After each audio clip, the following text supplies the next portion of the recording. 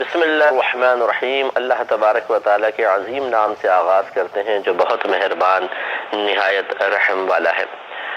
حدیث 770 نمبر تھی اور یہ وہی حدیث ہے جو بارہا گزر چکی ہے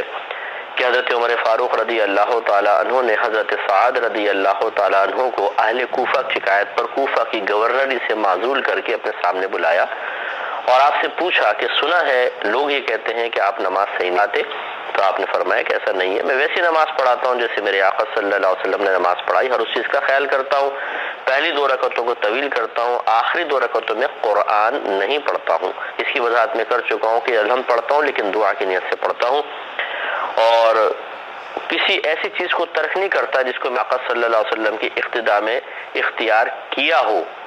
یا سرکار کو کرتے ہوئے دیکھا اور اب میں نے اس کو چھوڑ دیا ہو، ایسا نہیں کرتا۔ تو عمر فاروق رضی اللہ تعالیٰ عنہ نے فرمایا کہ آپ نے سچ کہا،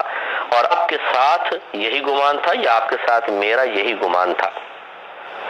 اس پر ہم آپ کو تبصرہ کرتے ہوئے عرض کر رہے تھے کہ عمر فاروق رضی اللہ تعالیٰ عنہ چونکہ پہلے ہی جانتے تھے، تو سوال تو یہ پیدا ہوتا ہے کہ جب پہلے جانتے تھے تو کیوں ایسا نہیں کیا کہ آپ نے جب اہل کوفہ نے شکایت کی تو ڈانٹا ڈپٹا ہو کہ کیوں غلط بیانی کرتے ہو، میں جانتا ہوں سعد کو صحیح نماز پڑھتا ہے۔ وجہ اس کی یہ تھی کہ حضرت عمر فاروق رضی اللہ تعالی نہیں چاہتے تھے کہ فتنہ فساد انتشار ہو، اور آگے جو لوگ آنے والے ہیں ان کے لیے ایک اچھی مثال قائم نہ ہو، اس لیے ان کی بات کو سن لیا۔ اچھی مثال کو قائم کرنے کے لیے رد کر دیتے تو اچھی مثال شاید قائم نہ ہوتی۔ اب دیکھیں کچھ لوگ آ کے شکایت کر رہے ہیں، آپ جانتے ہیں کہ جس شخص کے بارے میں شکایت کر رہے ہیں وہ ایسا نہیں ہے، تو اس کا مطلب ہوا کہ یہ شرارتی لوگ ہیں، شرارت کر رہے ہیں۔ جب ہیں ہی شرارتی تو لازم سی بات ہے کہ آج اس کے خلاف ہے، اگر آپ ان کی شرارت کو حکمت کے ساتھ ختم نہیں کریں گے کل آپ کے خلاف شرارت شروع کر دیں گے۔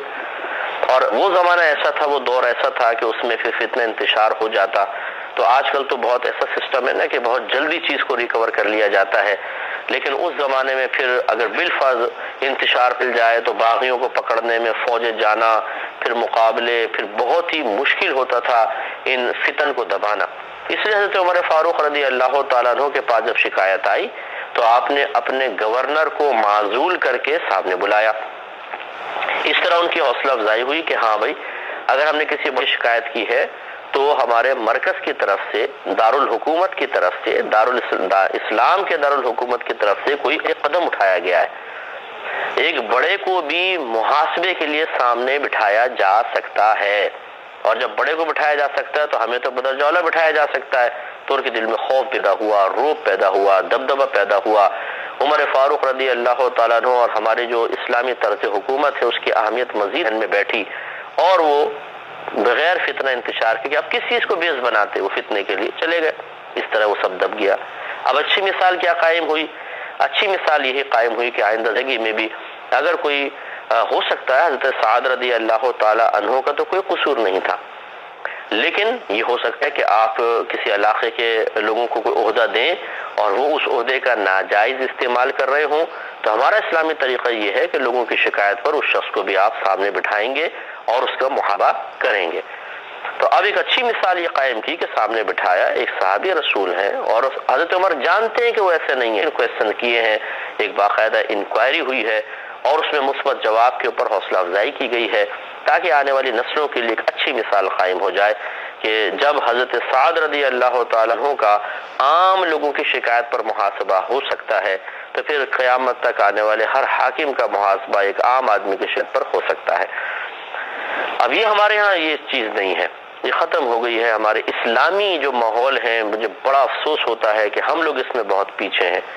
میں کسی کنٹری کا نام نہیں لیتا ہوں، لیکن کوئی ایک بھی ایسی جگہ نہیں ہے کہ جہاں پر بڑے عہدے والے کو رعایت نہ ملتی ہو اور غریب کو نہ کیا جاتا ہو۔ غریبوں کے لیے سارے قانون ہیں، چھوٹے لوگوں کے لیے سارے قانون ہیں۔ کوئی بھی جگہ کا آپ لے لیں، میں اس لیے نام نہیں لے رہا ہوں، شاید آپ سمجھ جائیں، لیکن ہر جگہ یہی اصول ہے کہ بڑے منصب والے ہاتھ ڈالتے ہوئے گھبرایا جائے گا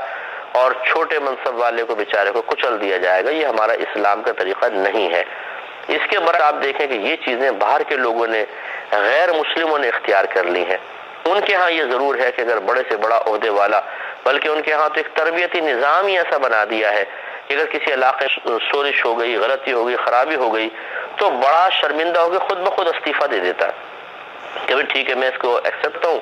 اس تمام جو کچھ معاملات ہوئے ہیں ان کی تمام ذمہ داری اپنے اوپر لیتے ہوئے میں استعفیٰ دیتا ہوں۔ تو یہ اسلامی اگر نظام نافذ کر دیا جائے، جس اسلام سے ہمارا معاذ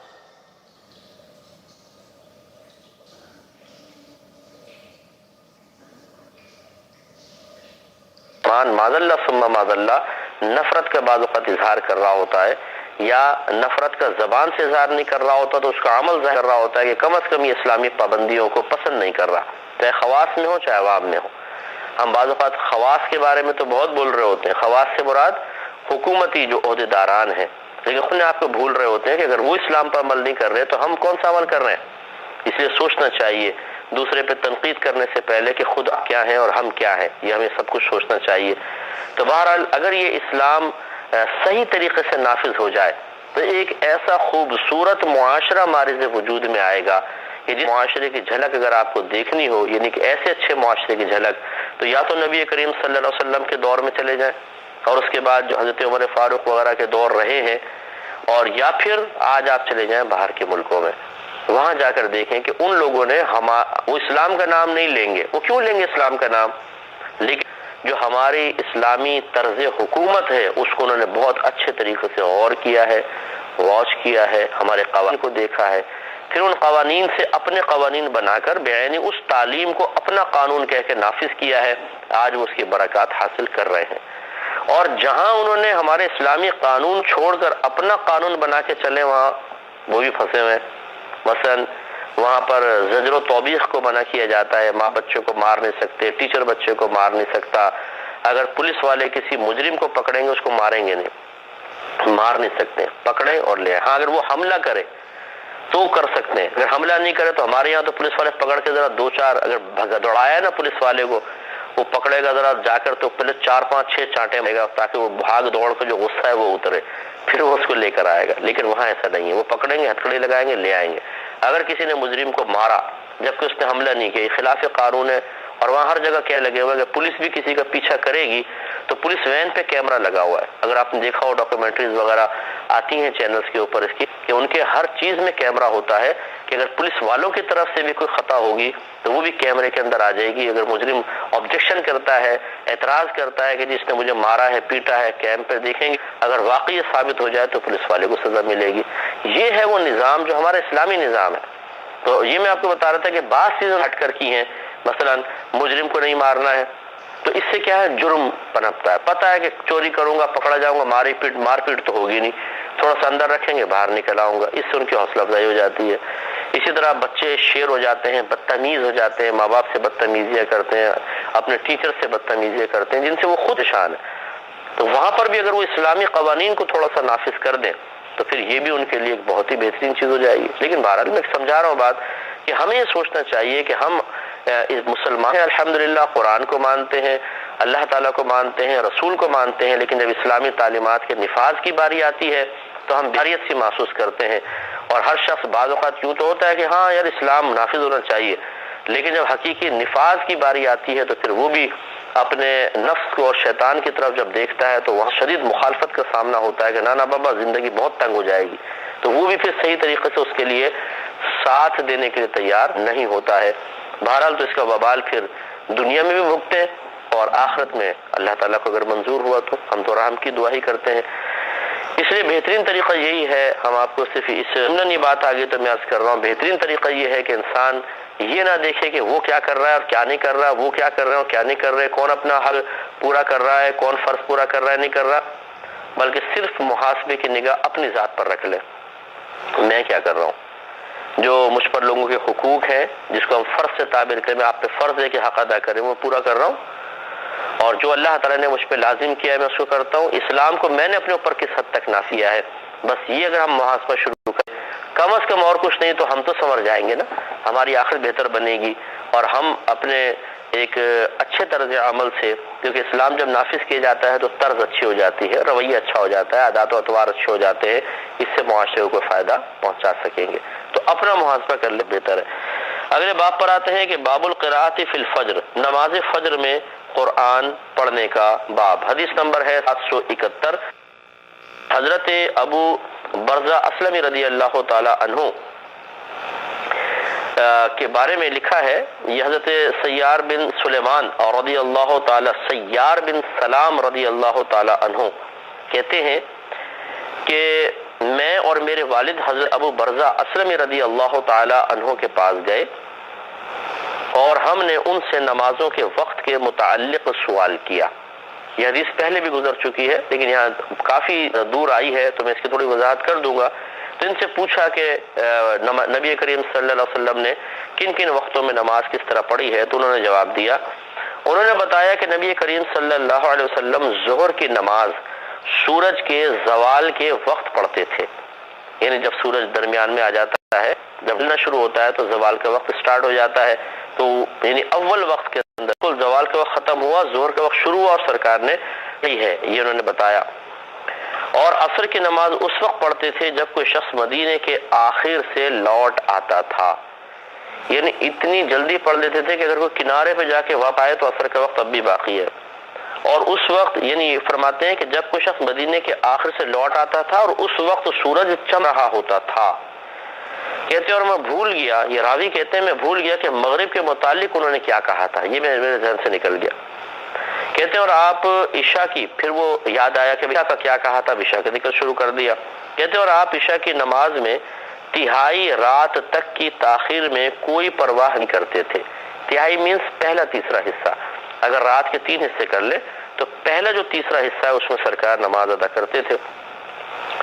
اور عشاء کی نماز سے پہلے سونے کو ناپسند فرماتے تھے، اور عشاء کے بعد باتیں کرنے کو ناپسند فرماتے تھے، اور فجر کی نماز آپ اس وقت پڑھتے تھے جب کوئی شخص نماز سے مڑتا یعنی فارغ ہوتا تو اپنے ساتھ بیٹھے ہوئے شخص کو پہچان لیتا۔ تو پہلے دور میں چراغوں کا دور تھا تو ہلکا ہلکا اندھیرے میں نماز پڑھتے تھے، تو بعض اوقات صبح آتے ہیں تو نظر نہیں آتے ہیں لوگ، اگر اندھیرے میں آپ جائیں لائٹ چلی جائے تو مدم سے چہرے نظر آتے ہیں، لیکن وہ کہتے ہیں کہ اتنی تاخیر سے سرکار فجر کی نماز پڑھتے تھے کہ اجالا اتنا ہو جاتا تھا کہ ہم آپس میں ایک دوسرے کو آرام سے پہچان لیا کرتے تھے۔ اور آپ 2 رکعتوں میں یا 2 میں سے 1 رکعت میں 60 سے 100 تک آیات پڑھتے تھے، یعنی فجر کی بات کر رہے ہیں کہ 2 میں یا 2 میں سے 1 میں، کبھی طویل رات 1 میں ہوتی تھی، کبھی دونوں میں بانٹ دیا کرتے تھے اس طرح۔ تو یہ حضرت سیار بن سلام رضی اللہ تعالی عنہ نے بتایا کہ حضرت ابو برزہ اسلمی رضی اللہ تعالی عنہ نے فجر کا بتایا سرکار کیسے پڑھاتے تھے، ظہر کا بتایا، عصر کا بتایا، مغرب کا بتایا لیکن میں بھول گیا، اور عشاء کا بتایا کہ کیسے سرکار پڑھتے تھے۔ تو میں نے آپ کو یہ اس پہ بڑا واضح کلام کر چکے ہیں بہت پہلے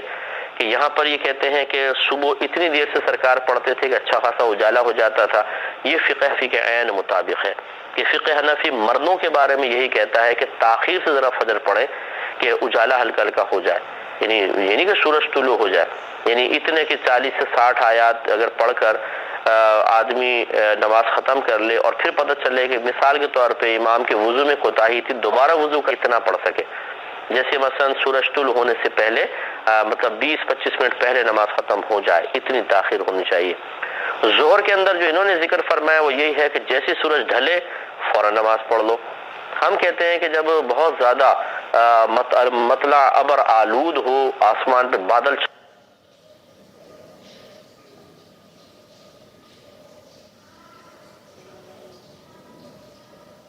چھائے ہوں تو تھوڑا سا جلدی کر لیں، کوئی حرج نہیں ہے، ورنہ جب تیز دھوپ ہو تو تاخیر کرنا افضل ہوتا، یعنی تھوڑا ظہر کو آگے لے جانا تاکہ ٹھنڈا ہو جائے۔ جیسے آپ نے پیچھے روایت سنی تھی، میں نے بیان کی تھی کہ ایک صحابی نے کیا رسول اللہ میں اذان دو، فرمایا ٹھہر جاؤ ابھی ٹھنڈا ہونے دو، پھر کہا 2-3 دفعہ کہا، پھر کہیں جا کے سرکار نے ان کو ظہر کی اذان کی اجازت دی اور پھر ٹھنڈے وقت کے اندر ظہر۔ تو فقہ حنفی کی روشنی میں جب گرمیاں ہوں شدید قسم کی تو پھر تھوڑا ظہر میں تاخیر کر کے اسے آگے لے جانا تاکہ ٹھنڈک تھوڑی سی ماحول میں ہو جائے اور لوگ آرام سے دلی کے ساتھ آ کے مسجد میں نماز ادا کر لیں، یہی افضل اور اولا ہوتا ہے۔ اسی طرح ہم عصر کی تاخیر کے قائل ہیں کہ تھوڑا سر کو تاخیر کے ساتھ پڑھا جائے، لیکن اگر کبھی ابر آلود ہے مطلع، اور آج کل تو خیر گھڑیوں سے پتہ چل جاتا ہے، لیکن پہلے دور کے اعتبار سے اگر آسمان پہ بہت زیادہ بادل ہے تو پھر بہتر ہے تھوڑا سا پہلے پڑھ لیں۔ مغرب میں جلدی کرنا افضل ہے، عشاء کے اندر ہم یہی کہتے ہیں کہ عشاء کے رات کے 3 حصے کر لیں. پہلا جو تیسرا حصہ ہے، فرسٹ 1/3 جو پہلا ہے، اس کے اندر نماز عشاء ادا کرنی چاہیے. اور ہمارے آقا صلی اللہ علیہ وسلم کی خواہش یہ تھی کہ آدھی رات تک تاخیر مؤخر کیا جائے، لیکن آپ نے یہ فرمایا کہ میں لوگوں کو کہ مشقت کا خوف نہ ہوتا تو عشاء کو آدھی رات تک لے جاتا. لوگوں کا اعتبار کرتے ہوئے عشاء کو جیسے ہمارے یہاں ہوتی ہے کہ 9-10 بجے آج کل ہو رہی ہیں، تو اسی طریقے سے نماز پڑھ لی جائے، یہ بہتر ہے. تو خلاصہ کلام یہ ہے کہ یہاں جو اوقات ذکر کیے گئے ہیں یہ ایک راوی کا اپنا بیان ہے، اور ہم آپ کو بارہا سمجھا چکے ہیں، اور اتنا عرصہ آپ یہ در بخاری سن ہی رہے ہیں. آپ یہ سمجھ گئے ہوں گے کہ کوئی مسئلہ ایک حدیث سے نہیں نکالا جاتا، ایک آیت سے نہیں نکالا جاتا، بلکہ ایک چیز سے متعلق مثال کے طور میں نماز کے اوقات معلوم کرنے ہیں کہ نبی کریم صلی اللہ علیہ وسلم نے کن کن وقتوں میں نماز پڑھی ہے، کون سے وقت افضل ہیں. اس کے لیے پھر ساری حدیثیں جمع کرنی پڑیں گی جو ان اوقات سے متعلق ہیں، قرآن پاک کی آیات جمع کرنی پڑیں گی، صحابہ کرام کے اقوال، ان کے اعمال پر مشتمل حدیثیں، پھر اس سے نتیجے اخذ ہوتے ہیں. تو یہ دین کو جو مرتب کیا گیا ہے واقعی یہ بچوں کا کھیل نہیں ہے. آج کل تو بڑا آسان ہو گیا ہے. لوگ کہتے ہیں کہ جی ہم کچھ چیز چاہیے ہوتی ہے میں تو نیٹ پہ بیٹھ جاتا ہوں اور سرچ کر لیتا ہوں. ارے بھائی اتنی اگر سرچنگ آسان ہوتی تو پھر یہ ادارے بنانے کا فائدہ ہی کیا ہے؟ ہر شخص نیٹ پہ سرچ کرے، عالم بن جائے، مفتی بن جائے، تو علماء مفتیان کرام کی ضرورت ہی نہیں ہے، آپ سرچ کر کے سب کچھ کر لیں.